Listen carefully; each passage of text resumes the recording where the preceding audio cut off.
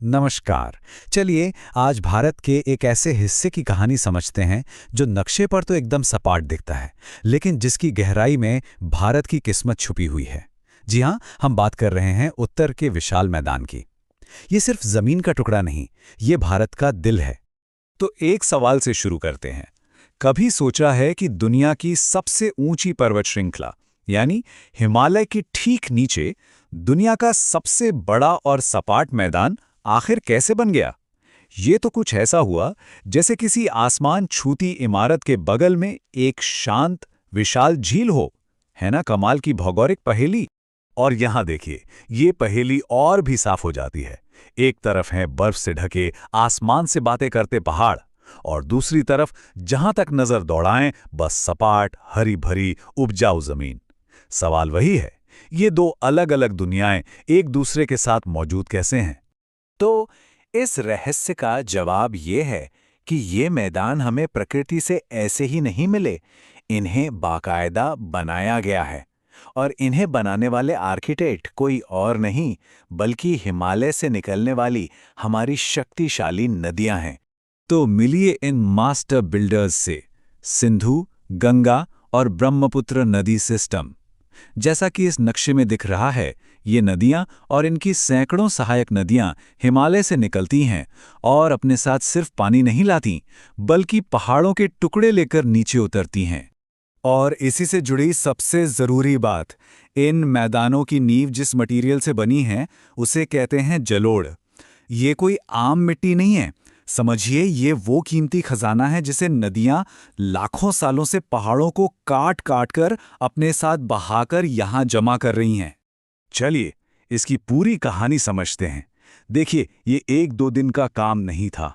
सबसे पहले जब हिमालय पर्वत बन रहे थे तो उनके ठीक नीचे एक बहुत बड़ा गहरा गड्ढा बन गया, जिसे हम बेसिन कहते हैं। फिर क्या, लाखों साल तक नदियां पहाड़ों से लाई मिट्टी, पत्थर, कंकड़ इसमें भरती रहीं।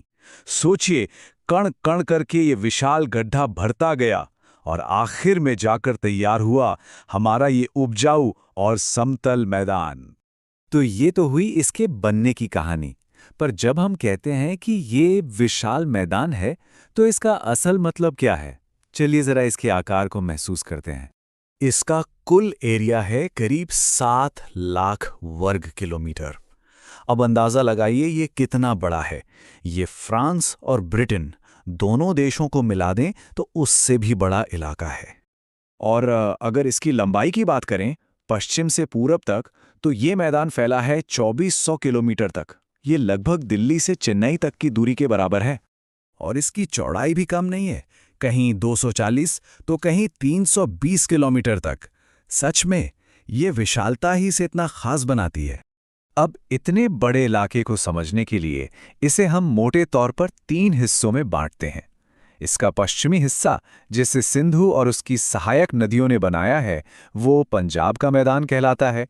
बीच का जो सबसे बड़ा हिस्सा है वो है गंगा का मैदान, और पूरब की तरफ है ब्रह्मपुत्र का मैदान। अच्छा, अब बड़े स्केल से थोड़ा जूम इन करते हैं और उस चीज को करीब से देखते हैं जो इन मैदानों की जान है, यानी यहाँ की मिट्टी। तो ये जो जलोढ़ मिट्टी है ना, ये भी 2 तरह की होती है, भांगर और खादर। भांगर मतलब पुरानी जलोढ़ मिट्टी।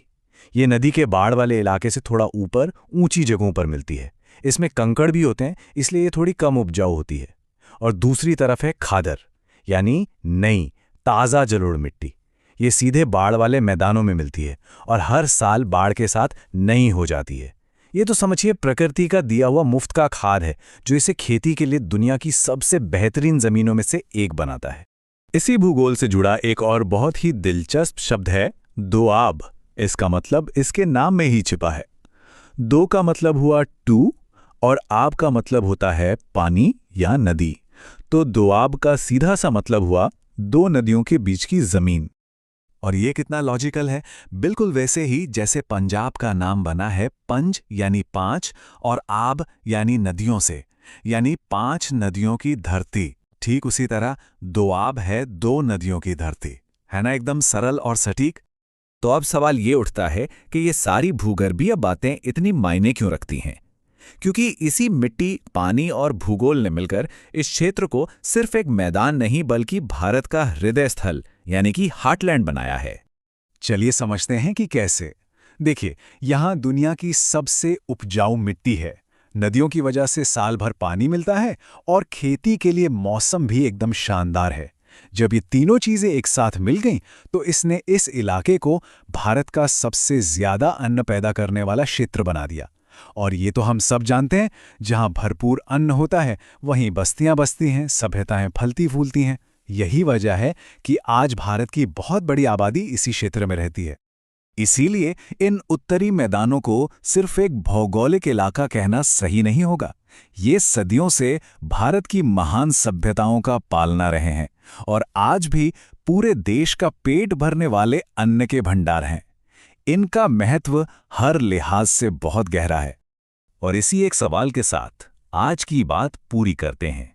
बस एक पल के लिए सोचिए, अगर ये नदियां हिमालय से ये तोहफा लेकर ना आती और ये मैदान ना बनाती, तो आज हमारे भारत का इतिहास, इसका भूगोल और इसका भविष्य कैसा होता? जरा सोचिए, दो महाद्वीप एक दूसरे से टकरा रहे हैं, वो भी एकदम धीमी गति में। नहीं, ये कोई साइंस फिक्शन फिल्म की कहानी नहीं है, बल्कि ये तो हमारे उत्तर भारत के बनने की असली कहानी है। आज हम वक्त में पीछे जा रहे हैं ये देखने के लिए कि कैसे इस जबरदस्त टक्कर ने दुनिया की सबसे ऊंची चोटियों और सबसे उपजाऊ मैदानों को जन्म दिया। जब हम इन बर्फीली चोटियों को देखते हैं ना, तो असल में हम एक भूवैज्ञानिक युद्ध के नतीजों को देख रहे होते हैं। तो सवाल ये है कि वो कौन सी ताकतें थीं जो यहाँ काम कर रही थीं? इसका जवाब हमारे पैरों के बहुत नीचे छिपा है, जहाँ पृथ्वी की विशाल प्लेटें आज भी एक दूसरे को धकेल रही हैं। ठीक है, तो हमारी आज की ये भौगोलिक खोज शुरू होती है। हम सबसे पहले भारत के जबरदस्त विरोधाभासों से शुरू करेंगे, फिर चढ़ेंगे महान हिमालय की दीवार पर, उसकी बनावट को समझेंगे और देखेंगे कि कैसे नदियों ने इसका नक्शा बनाया, और आखिर में पहाड़ों के सबसे बड़े तोहफे यानी हमारे विशाल उत्तरी मैदानों में उतरेंगे। तो चलिए शुरू करते हैं। हमारे इस सफर का पहला पड़ाव हमें एक ऐसी जगह ले जाता है जहां मानो समय खुद टकरा रहा हो। ये एक ऐसी धरती है जहां पृथ्वी की कुछ सबसे पुरानी चट्टानें दुनिया के सबसे नए और सबसे ऊंचे पहाड़ों के पैरों में आराम करती हैं। ये एक ऐसा भूवैज्ञानिक विरोधाभास है जो भारत की कहानी को सबसे अलग बनाता है। जरा इस नक्शे पर एक नजर डालिए। दक्षिण में है प्रायद्वीपीय पठार, एक बहुत ही पुराना प्राचीन भूभाग जो अरबों सालों से एकदम स्थिर है। लेकिन फिर जैसे ही हम उत्तर की ओर देखते हैं तो नज़ारा बदल जाता है। यहाँ खड़ा है हिमालय। भूवैज्ञानिक समय के हिसाब से देखें तो एक नवजात शिशु जो आज भी बढ़ रहा है और बदल रहा है। तो यहाँ हमारे सामने दो अलग अलग किरदार हैं। एक तरफ है स्थिर, बुद्धिमान बुजुर्ग यानी हमारा प्रायद्वीपीय पठार, और दूसरी तरफ है एक युवा, बेचैन और ऊर्जा से भरा किशोर, हिमालय और उत्तरी मैदान। आपको जानकर हैरानी होगी कि भूवैज्ञानिक कहते हैं कि हिमालय को आज भी नीचे से धक्का लग रहा है, जिसका मतलब है कि ये पूरा इलाका लगातार बन रहा है और बदल रहा है। चलिए अब अपना पूरा ध्यान उस विशालकाय संरचना पर लगाते हैं जो उत्तर में एक प्रहरी की तरह खड़ी है। हम बात कर रहे हैं महान हिमालय की दीवार की, एक ऐसी बनावट जो इतनी विशाल है कि ये अपना खुद का मौसम बनाती है। भूवैज्ञानिक हिमालय को वलित पर्वत कहते हैं। सुनने में थोड़ा टेक्निकल लगता है ना? पर इसे समझने का एक बहुत आसान तरीका है। सोचिए कि आपके सामने एक कालीन या गलीचा बिछा है। अगर आप उसे दोनों सिरों से धकेलेंगे तो क्या होगा? वो बीच से ऊपर की ओर मुड़ जाएगा, है ना? बस हिमालय का निर्माण भी ठीक ऐसे ही हुआ था, जब भारतीय प्लेट ने यूरेशियन प्लेट को टक्कर मारी। और जब हम इसके आकार की बात करते हैं तो वो सच में दिमाग चकरा देने वाला है। ये एक विशाल अर्धचंद्र की तरह पश्चिम में सिंधु नदी से लेकर पूर्व में ब्रह्मपुत्र तक फैला है। कुल लंबाई है 2400 किलोमीटर से भी ज्यादा, मतलब दिल्ली से चेन्नई की दूरी से भी ज्यादा। ये दुनिया की सबसे ऊंची पर्वत श्रृंखला है, इसमें तो कोई शक ही नहीं है। यहाँ हम दुनिया की कुछ सबसे मशहूर चोटियों को देख सकते हैं। माउंट एवरेस्ट, कंचनजंगा, नंगा पर्वत। ये सिर्फ पहाड़ नहीं है, ये तो हमारी पृथ्वी के मुकुट में जड़े हुए बेशकीमती रत्न हैं। लेकिन हिमालय सिर्फ एक विशाल सीधी दीवार नहीं है, ये तो एक प्याज की तरह है जिसमें कई परतें हैं। तो चलिए अब इस भूवैज्ञानिक प्याज की परतें उतारते हैं और देखते हैं कि इसके अंदर क्या छिपा है। हमारी यात्रा होगी उत्तर से दक्षिण की ओर, जिसमें हम 3 मुख्य समानांतर श्रेणियों को पार करेंगे। हम बर्फीले हिमाद्री से शुरू करेंगे, फिर हरे भरे हिमाचल से गुजरेंगे और आखिर में तलहटी के शिवालिक में उतरेंगे। सबसे पहले हम पहुंचते हैं महान हिमालय या हिमाद्री के दिल में। ये इस पूरी श्रृंखला की रीढ़ की हड्डी है। 6000 मीटर की औसत ऊंचाई वाली एक अटूट दीवार। इसका भीतरी हिस्सा ग्रेनाइट से बना है और ये हमेशा बर्फ से ढका रहता है, जहां से विशाल ग्लेशियर निकलते हैं। बर्फ की वो धीमी गति से बहती नदियां जो इस पूरे नज़ारे को तराशती हैं। और ये स्लाइड उस विरोधाभास को बिल्कुल साफ दिखाती है। देखिए, एक तरफ है हिमाद्री की कठोर बर्फीली दुनिया और दूसरी तरफ हिमाचल की हरी भरी जीवन से भरपूर घाटियां। ये एक ही पर्वत श्रृंखला के भीतर दिन और रात जैसा है। हिमाद्री के ठीक दक्षिण में हम उतरते हैं हिमाचल या निम्न हिमालय में। यहाँ की हवा थोड़ी गर्म है, थोड़ी राहत भरी। यहाँ की चट्टानें बहुत ज्यादा दबाव के कारण मुड़ी हुई हैं, जो इनके तूफानी जन्म का सबूत देती हैं। और हाँ, यही वो जगह है जहाँ कश्मीर, कांगड़ा और कुल्लू जैसी मशहूर घाटियां और हमारे पसंदीदा हिल स्टेशन मौजूद हैं। और आखिर में सबसे बाहरी परत है शिवालिक। इसे आप हिमालय का प्रवेश द्वार समझ सकते हैं। ये श्रृंखला असल में उन बड़ी श्रेणियों से नदियों द्वारा बहाकर लाए गए मलबे और अवसाद से बनी है। ये हिमालय की तलहटी है जो धीरे धीरे आगे जाकर मैदानों में मिल जाती हैं। तो अब तक हमने हिमालय को उत्तर से दक्षिण की परतों में देखा है, लेकिन इस कहानी को देखने का एक और तरीका भी है। अब हम अपना नजरिया 90 डिग्री घुमाएंगे और देखेंगे कि कैसे शक्तिशाली नदियों ने इस विशाल श्रृंखला को पश्चिम से पूर्व तक अलग-अलग हिस्सों में बांट दिया है।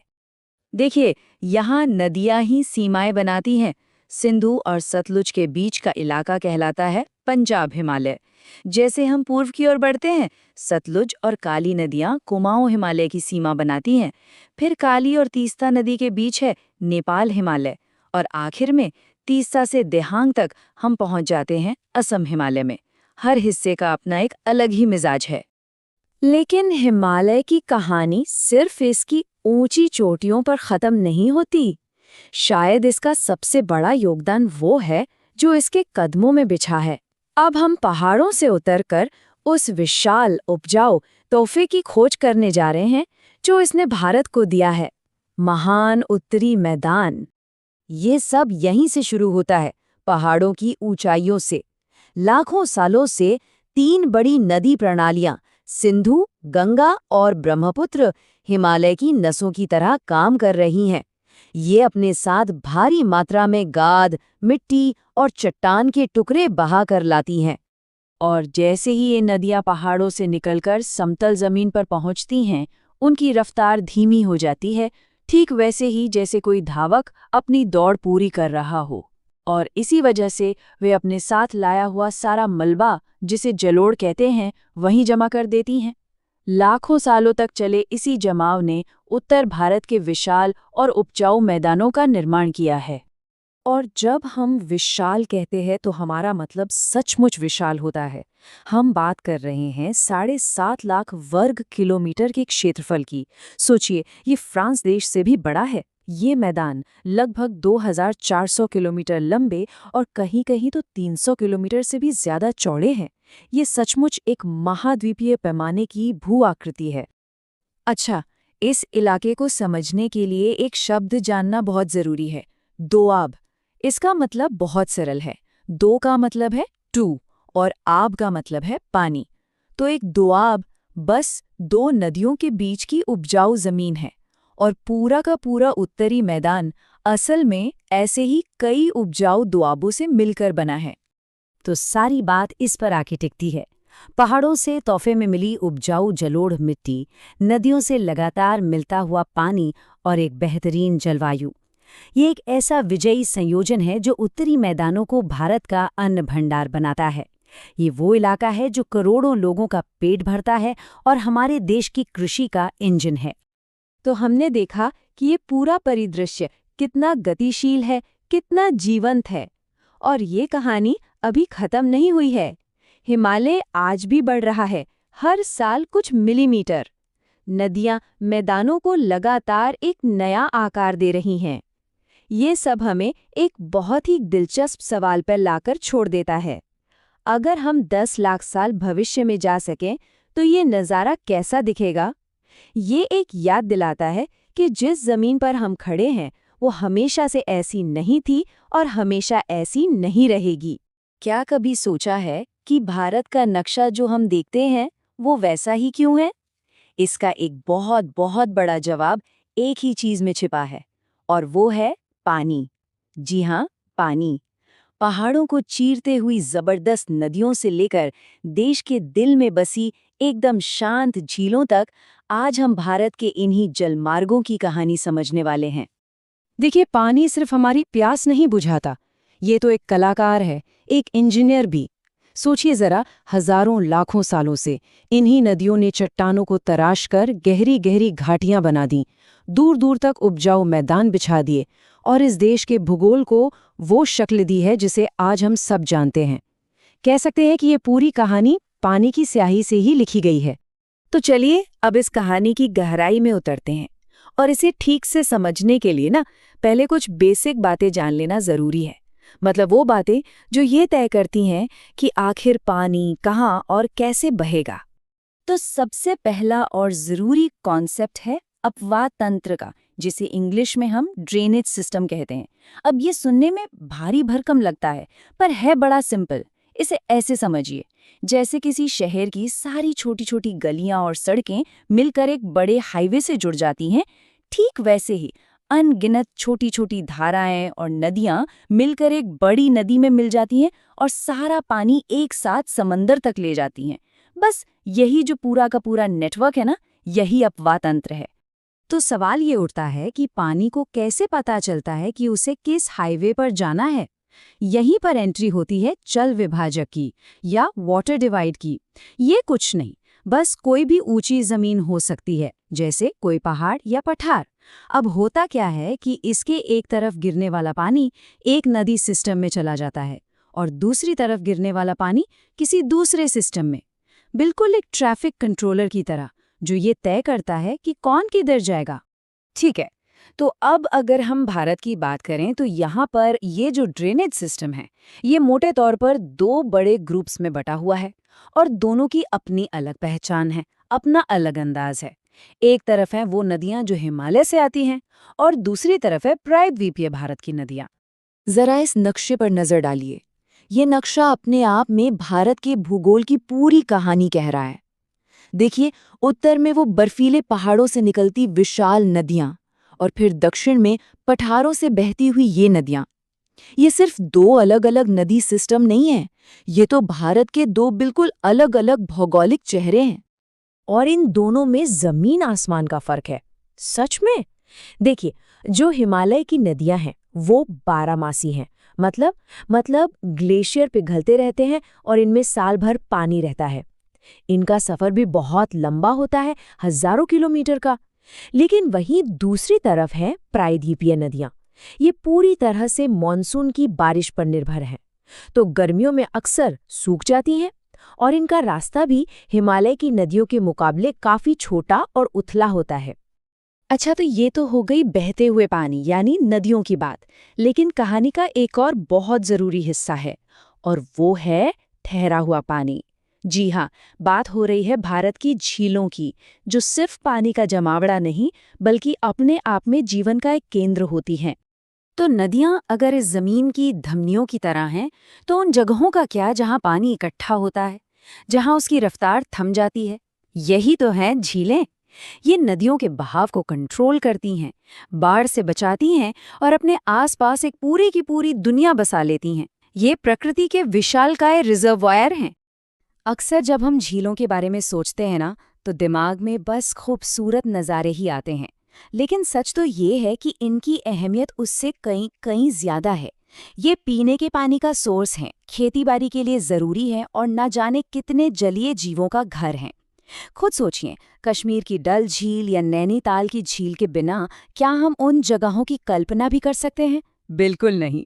पर सवाल ये है कि ये इतनी ज़रूरी झीलें बनती कैसे हैं? क्या ये हमेशा से यहीं थीं या इन्हें किसी ने बनाया है? इनकी पैदाइश की कहानियां भी उतनी ही मज़ेदार हैं जितनी ये खुद दिखती हैं। तो चलिए ज़रा समझते हैं कि इन झीलों के बनने के पीछे का राज क्या है। तो देखिए, भारत में झीलें कई अलग अलग तरीकों से बनती हैं। कुछ तो ज़मीन के अंदर की हलचल यानी टेक्टोनिक एक्टिविटी से बनी हैं। कुछ को हज़ारों साल पहले ग्लेशियरों ने बनाया। कभी कभी तो नदियां जब अपना रास्ता बदलती हैं तो पीछे एक झील छोड़ जाती हैं। समुद्र के किनारे लगून बन जाते हैं।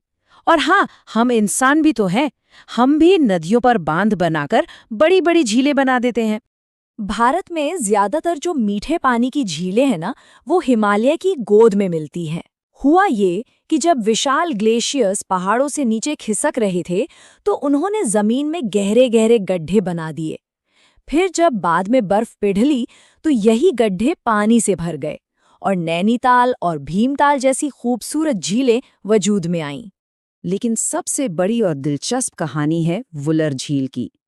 ये भारत की सबसे बड़ी नेचुरल मीठे पानी की झील है। और कमाल की बात यह है कि इसे किसी ग्लेशियर ने नहीं, बल्कि जमीन के अंदर की ताकतों ने बनाया है। जी हाँ, इसका बनना टेक्टोनिक प्लेट्स की हलचल का नतीजा है और यही बात इसे बहुत ज्यादा खास बना देती है। अच्छा, अब पहाड़ों से उतरकर जरा समुद्र तट की ओर चलते हैं। यहाँ क्या होता है कि लहरें और हवा रेत जमा करके एक दीवार जैसी बना देती हैं, जिसे बार कहते हैं। अब इस दीवार के पीछे समुद्र का पानी फंस जाता है और बस बन जाता है एक लगून। भारत की मशहूर चिल्का झील और पुलिकट झील, ये दोनों ऐसे ही बने खारे पानी के बहुत बड़े लगून हैं। और फिर एक और अनोखी झील है, राजस्थान की सांभर झील। ये एक मौसमी झील है और इसका पानी भी खारा है। पर इसकी खासियत ये है कि यहाँ से बहुत बड़े पैमाने पर नमक बनाया जाता है।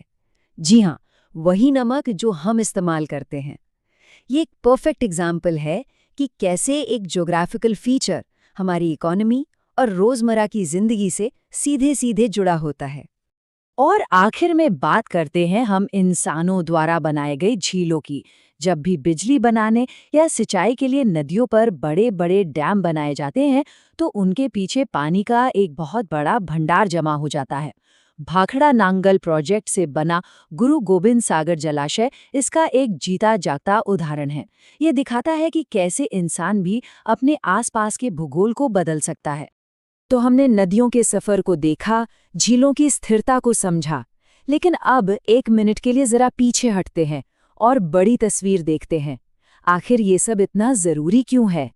हम सब जानते हैं कि हमारी धरती को ब्लू प्लैनेट कहते हैं, है ना? और कहते भी क्यों ना हो, इसकी सतह का 71% हिस्सा पानी से ढका है। हर तरफ पानी ही पानी। लेकिन अब आती है एक चौंकाने वाली सच्चाई। इस बेहिसाब पानी में से 97% पानी खारा है। समंदर का पानी, जिसे ना तो पिया जा सकता है और ना ही खेती में इस्तेमाल किया जा सकता है। तो इसका सीधा मतलब क्या हुआ? इसका मतलब ये हुआ कि पूरी धरती पर हमारे इस्तेमाल के लायक मीठा पानी सिर्फ 3% है।